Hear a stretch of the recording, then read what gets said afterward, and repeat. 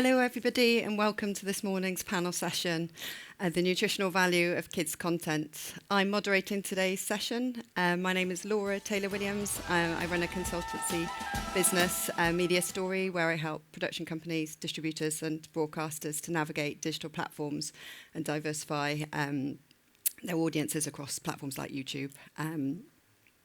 And I was delighted to be asked to moderate this panel today because although I work across all content, none is more important than kids' content, and it's actually really challenged in compared to other genres. We have, YouTube is fast becoming the prevalent platform for many genres, but none more so than kids. The kids have spoken; they love YouTube as a platform, but the commercial model is obviously advertising revenue, and as a result, and the pool of advertisers is smaller for kids.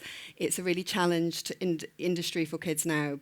The revenues aren't the same, and YouTube doesn't fund kids' content. So that presents really difficult opportunities for PSBs and producers in how they navigate their strategies, and they have to be really smart, which is why we've got 4 excellent panellists with us today to talk about and share about their expertise and insights.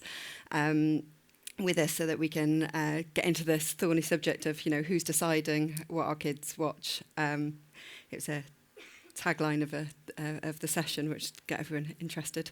So I'm going to introduce each of the panellists, and then they're going to tell you a little bit about a short clip they're going to play and a little bit about themselves. So first up, we have Sioned Geraint from S4C. Hi, I'm Sioned, and I'm the Commissioner for Children's Content, Learners Content, and I deal with acquisitions as well on S4C. I look after content from 0 years of age up to 16. Predominantly, we've got 3 brands, 2 brands. Q is our preschool, Stunch is our kids, and then I commission drama then for the 12, 13 plus. And so quite busy. The content is on multiple platforms, but I think maybe the best one for me to be dealing with today is the preschool content, because our Q content is on loads of platforms, and we're finding that our viewers are watching it everywhere, but YouTube is that big challenge, and what our viewers like on our YouTube channel, which is YouTube Q, are the songs, and I think we've discussed this, there are others here the same, but the songs are big hitters for us. So the clip I've got to show you is our recent, he's our new pop star on YouTube. He's an animated hamster called Bochai.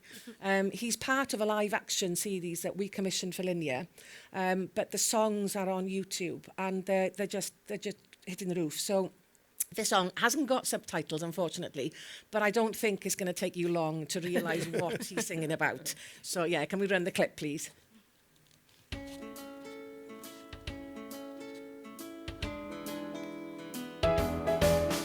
Dwi ddim yn hoffi panas, cennin a chyfi. Does dim yn waith mewn smoothie, na llysiau dwi'n dweutho ti.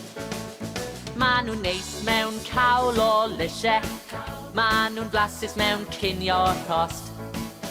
Ond llysiau mewn diod iachus, ma' nhw'n gwneud fi'n dost. Dwi ddim yn hoffi rwdan, bresych, y fi! Does dim yn waith mewn smoothie, na llysiau dwi'n dweutho ti. Ma' nhw'n neis mewn spag bol llysiau, ma' nhw'n blasus mewn curry dal. Ond llysiau mewn diod iachus, ma' nhw'n gwneud fi'n sal. Ond sprouts heb os yw'r gweitha, dyna dwi'n clywed o hyd. Ond sprouts heb os yw'r gore, llysiau'n gorau'r byd. Yeah, and that, as you can imagine, we published that on various platforms at Christmas time, and it did really well for us, trying to get kids to like sprouts. I'm not sure how many did, but yeah, it worked. Super cute. And next up we have Vanessa Moon, who's the co-founder and CEO of Little Moon. Vanessa Moon. Robertson. Vanessa Robertson, sorry. It's Vanessa Robinson. Vanessa Moon, that's co-founder of Little Moon Animation. So I'm Vanessa, and I'm the co-founder of Little Moon Animation. So we are a CG studio in Dublin, and we were founded 5 years ago 5.5 years ago now, maybe, on the back of an idea for a TV show called Fia's Fairies. And the goal of that show was to introduce children to an additional language, which for us at home would be Irish. So that was commissioned by RT Junior, and we've just delivered season 2, and it's doing really well. So in 2023, it was the #1 performing Irish commission for kids content on RT Junior. It also took home the Preschool Audience Choice Award at the Irish Animation Awards. So we're really proud of it, but it's very much tailored for the kind of the Irish audience. We created a YouTube channel to put up clips and kind of help spread the word of the brand, but we also started introducing Irish language songs. And we've done that kind of like karaoke lyric style that you'll see in the clip now, where kids can sing along Oskelga. So for us, we've actually found our way into classrooms, and we're having a lot of schools respond really well to the content. We receive a lot of messages from influencer teachers, as Moonter May and everything, where they're just so thankful to have the additional content. And I think the really interesting thing for us, because we're a bilingual show, the YouTube channel actually has opened up a new audience for us as well, because what we've found is the show obviously serves maybe an English medium school, because it has both English and Irish. So it's not always used in the Gaelscoileanna, but the songs are.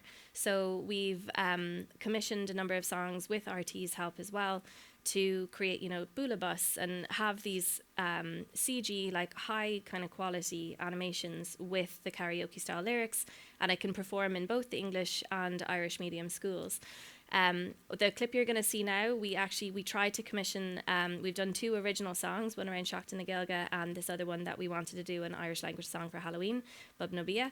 And no surprise that those songs don't perform as well, because like children don't know what the songs are and everything, but we love it, and we're proud of the fact that we're trying to create original content as well as offering Bula Bus or another kind of all this kind of stuff. So anyway, here's the clip, and I'm sorry, I did choose not the Christmas song, so you wouldn't walk away singing Christmas.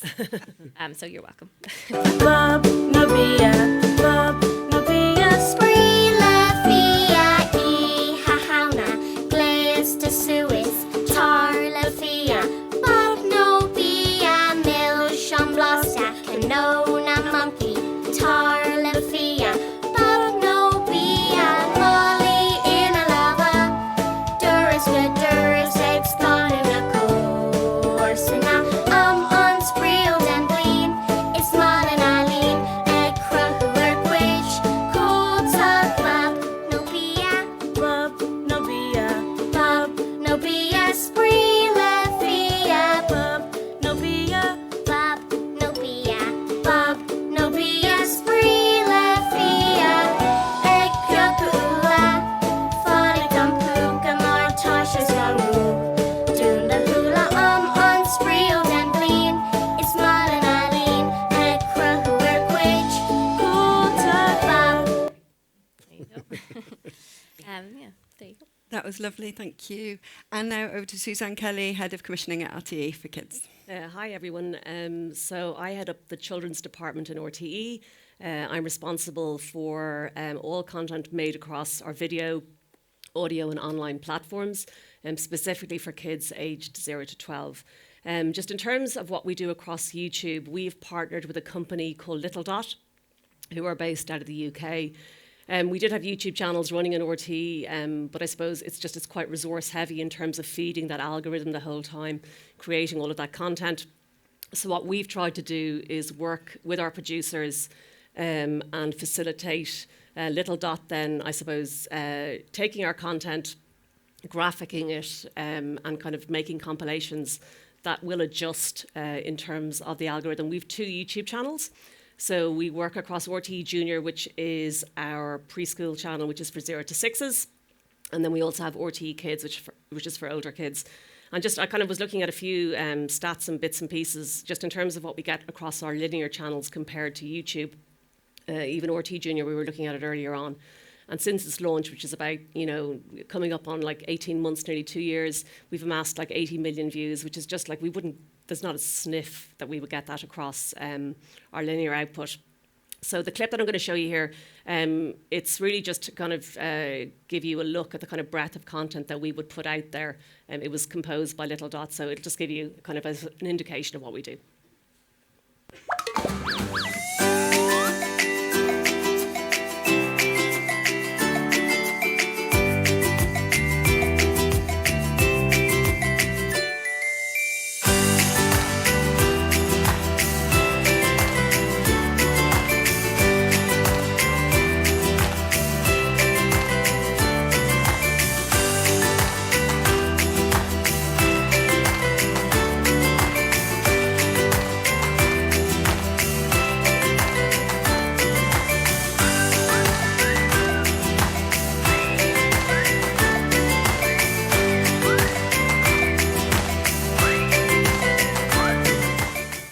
And just to say, like, there's a huge variety of content, and we'll be getting into this later on, I know, but just what succeeds and what doesn't succeed in that space.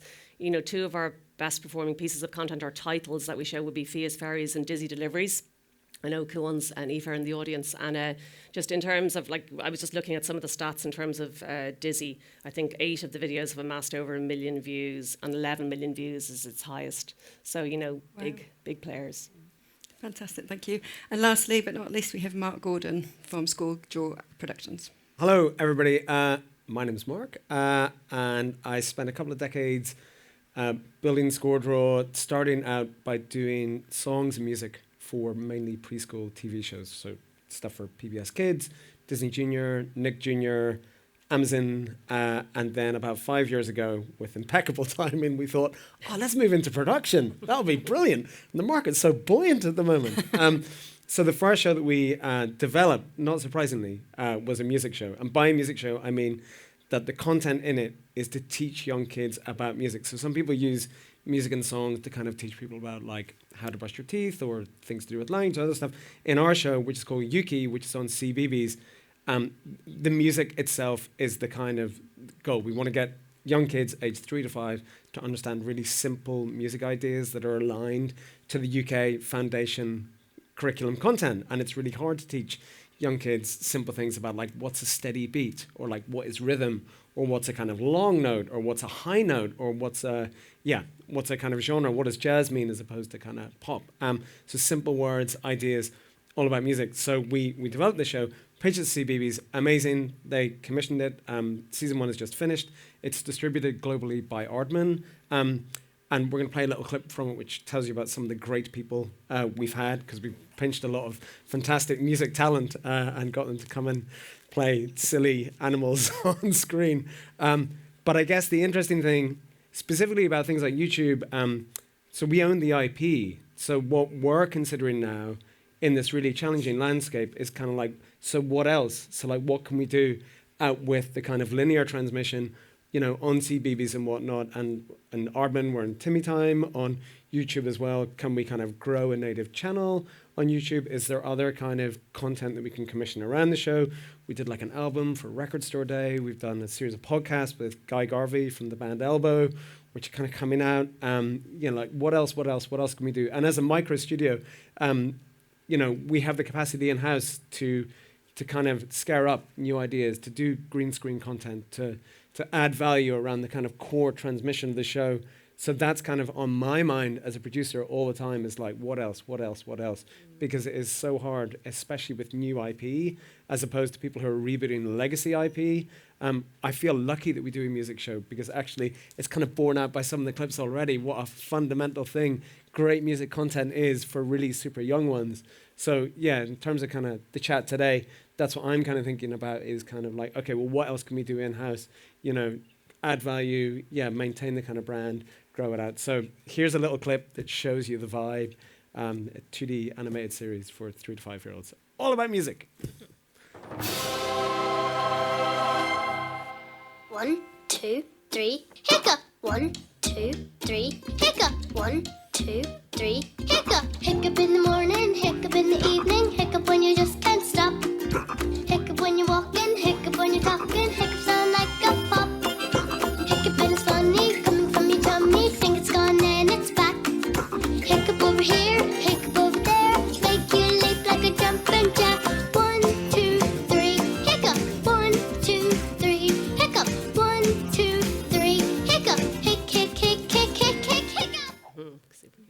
That's great. Thank you very much for sharing those.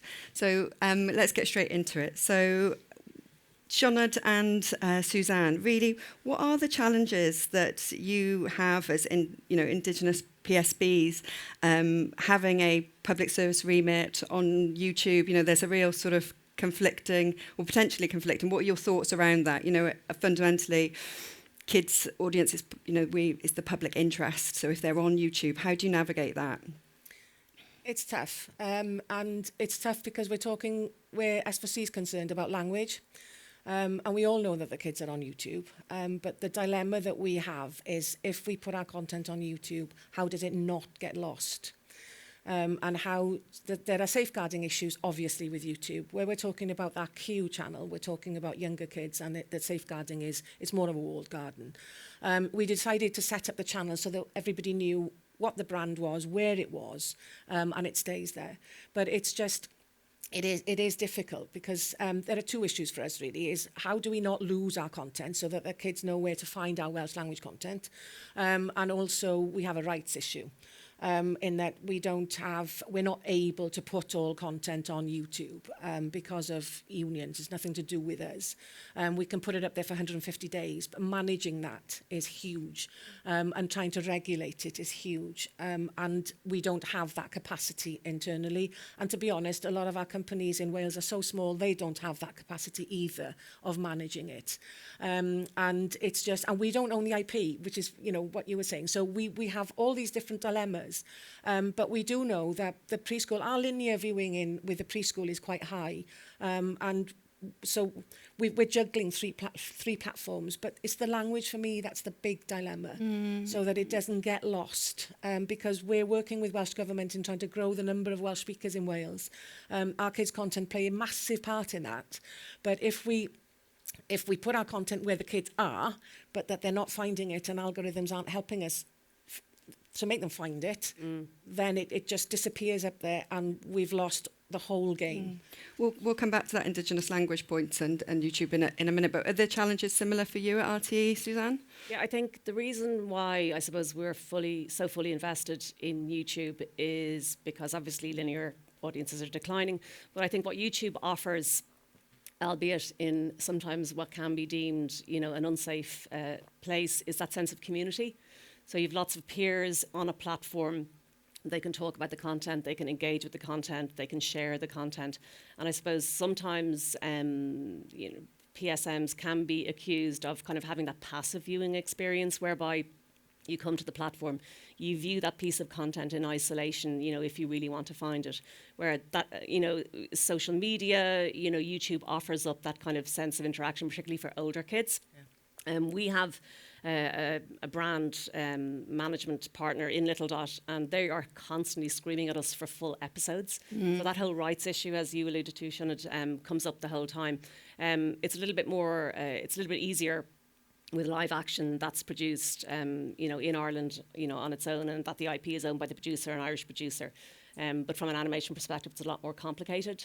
But we would always try and argue the toss that we would get Island of Ireland in terms of our rights exploitation, but also whether it's acquisitions or commission programming, we try and put at least 5 episodes in rotation up there at any one time, so we can offer an experience, because we are finding that if we're just putting clip-based content up there, it's just not resonating. Yeah, definitely. And the algorithm, YouTube loves length of content, so it really responds to how long an audience is watching for. So it really is length of content that YouTube wants. So how do you manage that? So certainly when I've negotiated deals, I will always, give a coexistence of rights, a proportion of episodes. Is that something that you're looking at for both your partners then? Yeah, that's what we're trying to argue just in terms of legal. It's very, very complicated. But I suppose ultimately I'm coming at it from the perspective that all ships rise. So we want, kids, as you talked about, Mark, heritage brands kind of supersede original IP a lot of the time.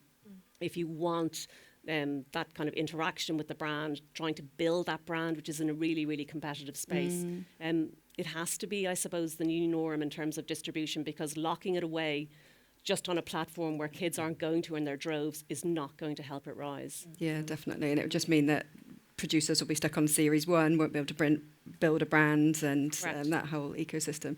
So for you guys as indie producers, Vanessa and Mark, you know, your role has changed quite dramatically then, I guess. In the past, it would just be producing the content, and now you're having to think, as channel managers, or really using a distributor, more like a distributor, in that you're thinking about the title, what somebody's going to hook in on YouTube, what the thumbnail and creative art looks like. So how are you sort of managing, and also trends of content, that's playing out? So how are you managing that, or changing your thinking? Are you changing your thinking? I mean, I don't know about for you, Mark, but I mean, for us, it's not as simple as repurposing clips, as you were saying, because there's only so many kind of compilations that you can make, especially if you've got an order of like 26 by 5-minute episodes. You can't just keep kind of putting, funny moments with Blohin, like eventually you'll run out of steam. So it's more actually that 360 approach, that when you're pitching a show, you're trying to think what else you can create to stand alongside the show, and I think it all kind of feeds in. And actually, it kind of puts a pressure on a producer as well to be able to say it's not just about the story, it's about this whole world, and you're going to get financial pressure. Huge financial pressure. And because that's the other thing, you know, in terms of as a producer, you have your episodes, and then we often find ourselves locked into what we can put on YouTube as well, and who gets to do what first. And but we have been able to do additional songs and clips, but we've had some assistance from RTE, but that's not part of your production fund. So you still have to try and raise money to create original content and to keep kids engaged. Because if they just keep seeing the same thing over and over, they get bored. Their attention span doesn't really allow for it. It's more about the episodes, that kind of repetitive comfort viewing that they like. But if it's stuff on social media, you kind of need to give them more stuff to engage with. So it kind of opens up this whole other world of content that you have to start producing that maybe you didn't have to think about 5-10 years ago. But then and also trends as well, being able to be reactive, and that's really difficult when you're really creating animation. Especially with animation, because it takes that's not something you can just pick up a camera, go out and film and have it up online that night, you know. So there's a bit of pressure to kind of try and come up with plans, and then hope that you get found, and that children kind of will engage and help build that brand. But at the same time, you know, it's quite fun to be able to deliver a series and then have this world and characters that you can kind of keep revisiting as well in different ways. So, but yeah, I think we're still kind of trying to figure it all out. What about you, Mark? I think there's an episode of The Simpsons where Lisa Simpson buys a Chanel suit. Do any of you know this episode? She's going to a function. She blows the money because they're trying to get into a country club or something. Buys, and then she goes the first time, and then she gets invited back again. She's like, oh, what am I going to do? And she kind of recuts the suit and like takes the sleeves off, and then she goes again, and then she gets invited again. She's like, oh, I need to like sew it a different way as well. And there are only so many times that you can kind of take these clips, which you pay by the frame in animation, and it takes ages to produce and involves so many different moving parts in order to kind of, to feed the YouTube animal, right? And that is, we are luckier because we have songs and stuff as well. So we have other clippable assets that we can kind of roll in together. But that's why we're looking at kind of adjacent green screen content. We have a schools performer. One of the big things we've done this year, we're going to be in a school tomorrow in Yuki, doing a kind of Yuki live show for 110 kids with this performer Neve. So we're kind of trying to broaden out other ways to kind of create content that will not cost the earth and will not involve new commissioning of animation, because we absolutely cannot afford that, and YouTube does not pay. By the same token, it's an interesting thing. The Children's Media Conference last year, the Children's Laureate, Frank Cottrell Boyce, made this interesting thing that I've quoted back to you, Laura, this panel that you were on, about those kind of like 5-hour Cocomelon style clips, that they are not entertainment. They are sedation. So you get to a stage as well where you have to speak to the nutritional value of the content, mindful of kind of like how far do you want to go down some of this thinking in terms of repurposing, ad infinitum. That could be a kind of, I think that maybe does become slightly morally tricky, dare I say. I guess it's different these days, isn't it? Where in the past it was the commissioner deciding purely the run of episodes and what content was being shown to children, and now it's the child deciding. Does this thumbnail look interesting? I'm going to click on this. I'm going to watch a long time. That's sends a signal back to the algorithm to serve similar content. So it's kind of it's putting the decision making to the child. Yeah. How do you feel about that? I mean, there's feelings and there's strategies around that. Yeah, it makes it clearer what the children want. They like music, and it doesn't matter. We've tried other stuff, but they like the songs. And so we've repurposed, like Bochai exists as a hamster in a live action drama. But they repurposed Bochai and put him to music, and we've stitched some of the songs together, and we can see from the data that's what they want. So it makes it easy for me. I can find money then to commission more songs. We're lucky in that Creative Wales in Wales at the moment want to support animation. Now, they don't have pots of money, but it means that they can help us in commissioning more songs. And so we can use that data from YouTube to help us commission the stuff that the kids want. It's not, it'd be like nice to put everything on there, but with limited funds, I think you have to take that guidance from the child as to what are they watching, what do they want, and try, I'm grown up. I'm not in that world. So I have to take that guidance from that little person who is clicking back and forth on different stuff. So you really lean on the data to inform those decisions? Yeah, to make sure that I'm not making decisions that I think are right and actually ignore what the child wants or what the children want. And is that the same for you guys? Kind of no, not really in a way, and only because I absolutely agree with you. We have to be kind of child-centric and child-led with limited budgets, absolutely. But I suppose it's just I have this kind of like dystopian vision of the future whereby a child is just sitting there and just clicking and just being fed, kind of what they want to be fed time and time again. So I suppose what I'm trying to do is be platform specific in how we're delivering the content, in that, it has graphics that might appeal to kids, or it might be the length that kids like, or it might be looking at subjects they like, but trying to offer a bit of variety so they're not just being fed one note. Like one of my kids would just watch people trying to hit top bins in a goal forever. That's all he would watch, and then he would just turn into a Brussels sprout and sit there.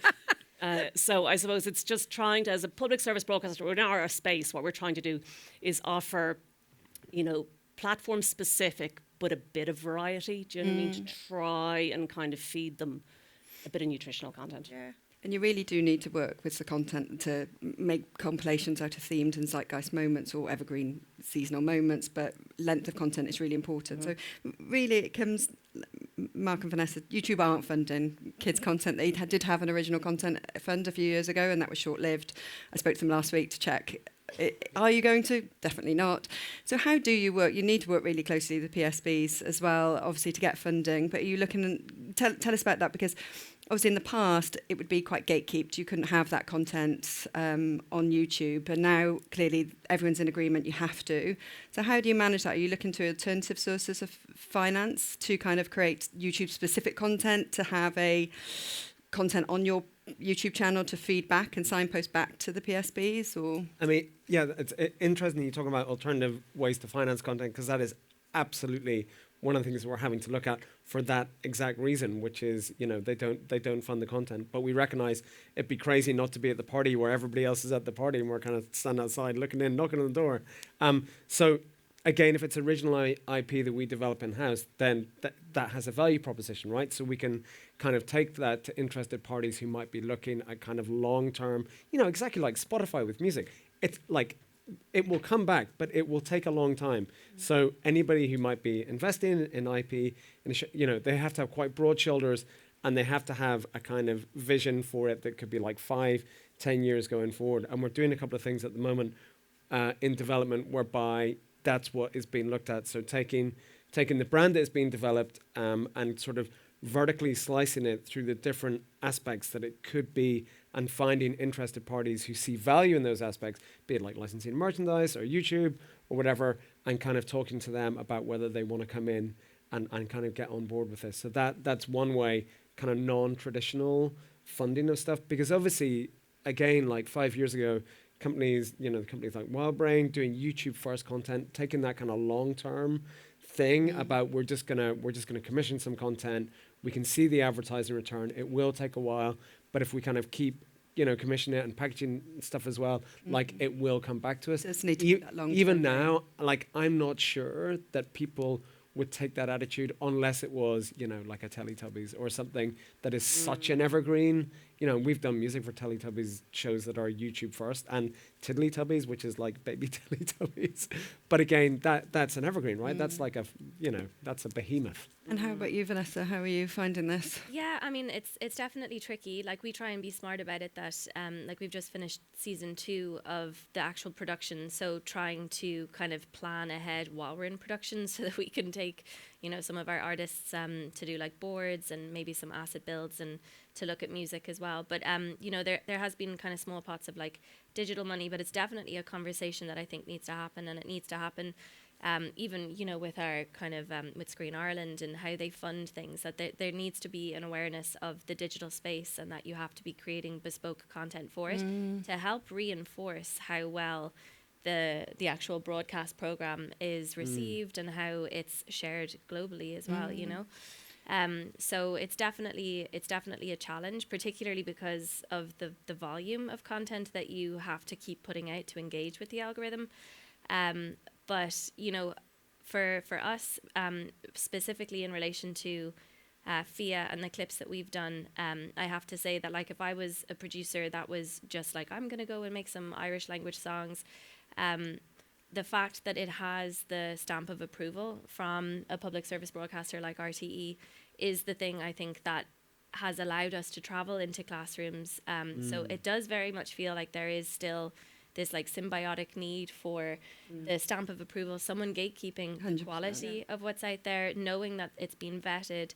I don't know that FIA would have gotten the traction in the songs, with schools the way that it has if RT weren't behind us. And the fact that, we have the FIA's Fairies channel, but then there's also RT Junior, and they kind of feed back to each other as well. It's like, what's the end game for a broadcaster? What do we want to achieve? Do we want to knit audiences into our brand for the long term? And if we do, particularly when we're looking at kids, we can no longer take delivery of series and just dump them on a linear channel. That is not going to work. So therefore, if we know we have to be in all these spaces, there's a cost involved. You can't just slice and dice pre-existing linear content, throw it somewhere and expect to get that engagement. So a project that we just worked on, we did a Roblox initiative. Now, oh my God, I've never felt so old in my whole life going through this whole process. Everybody on the call was in their 20s, and like I literally was like under the desk Googling every term that they said to try and learn. But I did learn. But it was just fascinating to see. Again, it's another platform. It's social, it's community driven, it's fandom. It's about allowing, public service broadcasters, like we're not the owners of the IP, we're the licensors, but how can, kids take it, mutate it, play around with the IP and not be so precious about it, because if we don't, they just will leave. So I suppose that's always kind of in the back of my mind. What's the end game? Are we, we're on a long road. We want kids as they grow into adults to have touch points, with the broadcaster. So I think it's not just about, again, a quick fix, but it's just what we're going to do and how we're going to, navigate and change and iterate as the audience moves and changes is really important. But it's very difficult in a public service broadcasting space because it's quite, it's quite fixed. So it's tricky to move, So that brand attribution is really important then to get that brand message out there. Yeah. The long game, playing the long game with channels and knowing you're doing it for, need to be on multiple platforms, audience touch points, etc.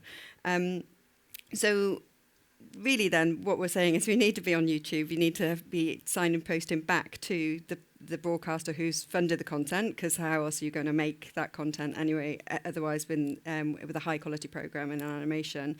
Are the funding models changing where you're looking, say, okay, let's a producer going, I'm going to produce this series, but then X number of episodes on top of that as brand material to signpost, which would be rights free to signpost back to the broadcaster?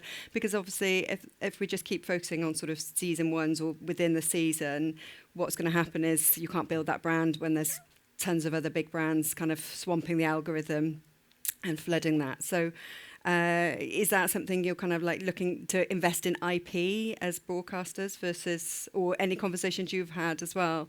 I would start with Sioned.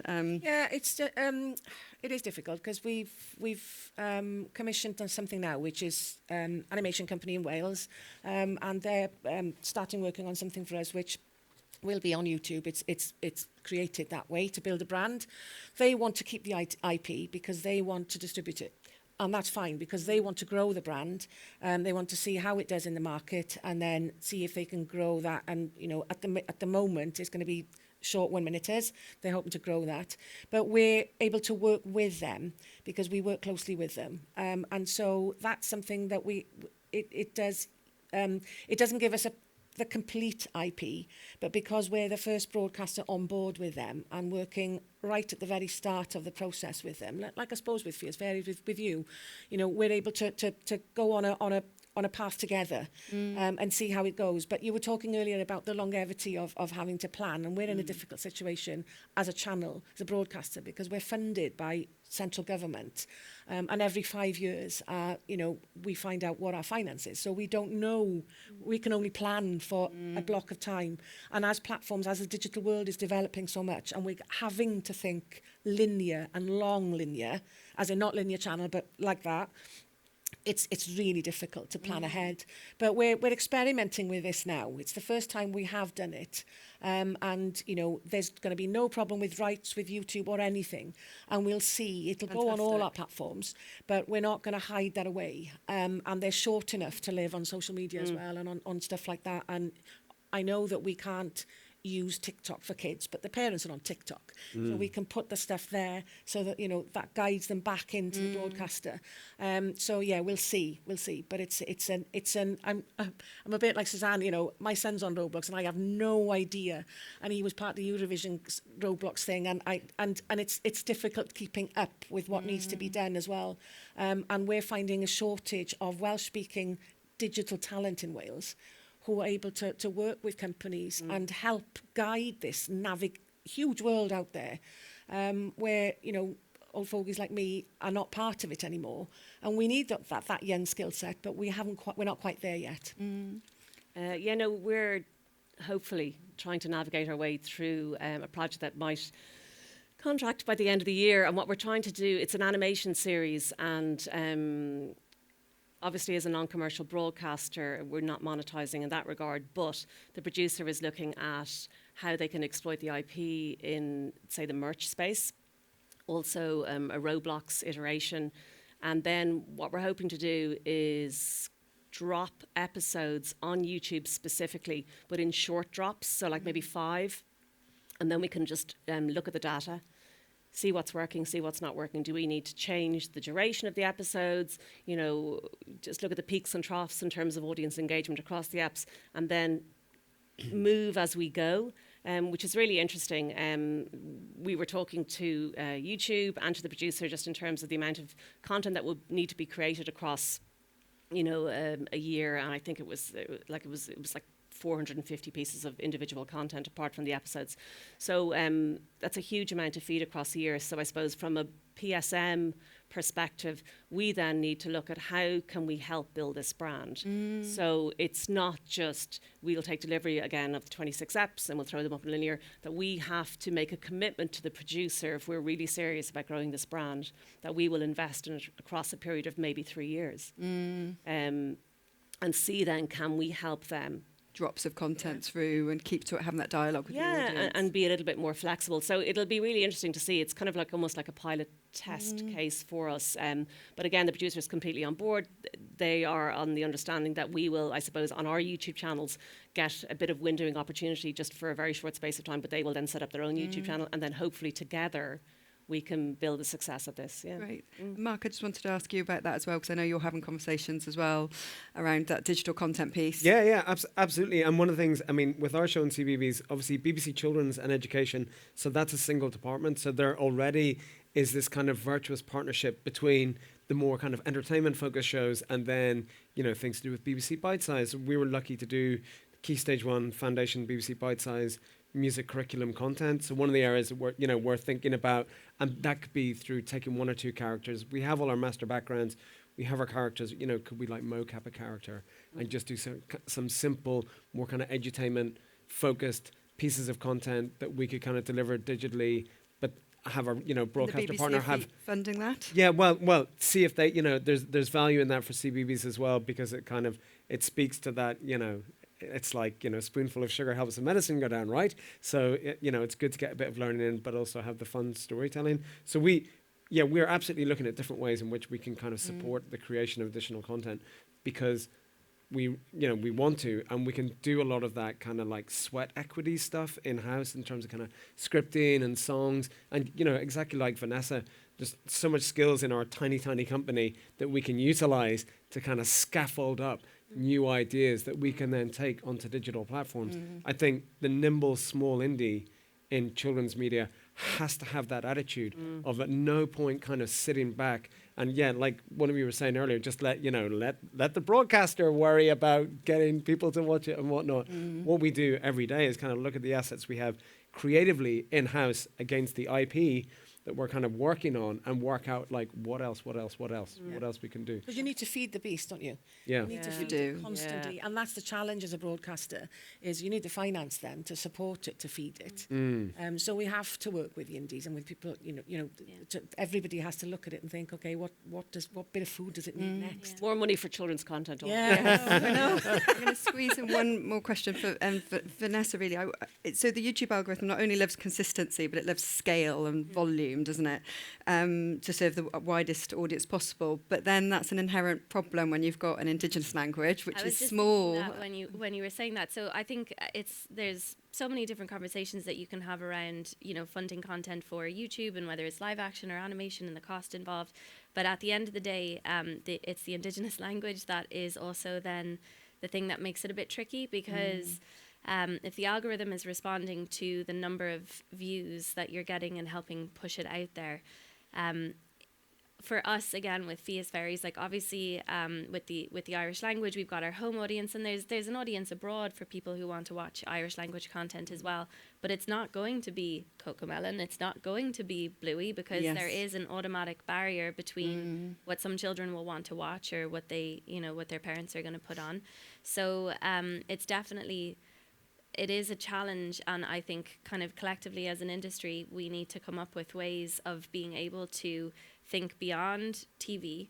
And if we're thinking about children, think beyond TV and open up pots of money so that smaller producers who are creating programs or songs or anything for digital platforms, that they have access to money that doesn't have to be tied up into 3-year productions, massive. And myself and Mark were just talking about this earlier. The problem with productions as well is you've got your funding for the actual production, 26x5, you've got all these line items, but there's nothing there for the year and a half beforehand of development, the year and a half of trying to, chase funding. Keep the lights on. Lights on, close the contracts, come up with digital plans so you can have this 360 brand that's suddenly going to magically bring all this money. And, it's a challenge. I do think that we need to be responding in that regard, and particularly supporting kind of people who are creating content for indigenous languages as well, because it's a smaller pool of money for sure. Yeah, thank you. That was brilliant. Well, that gives us a nice ending, actually, because we're just coming over time. But I want to do a shout out for a session later on, which is the BFI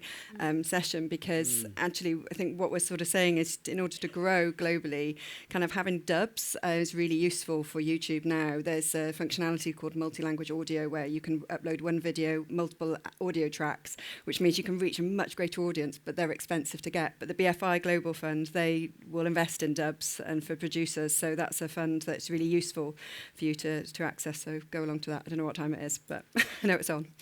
Thank you very much. Thank you so much for your sharing your wisdom and expertise today. It's really helpful. Thank you.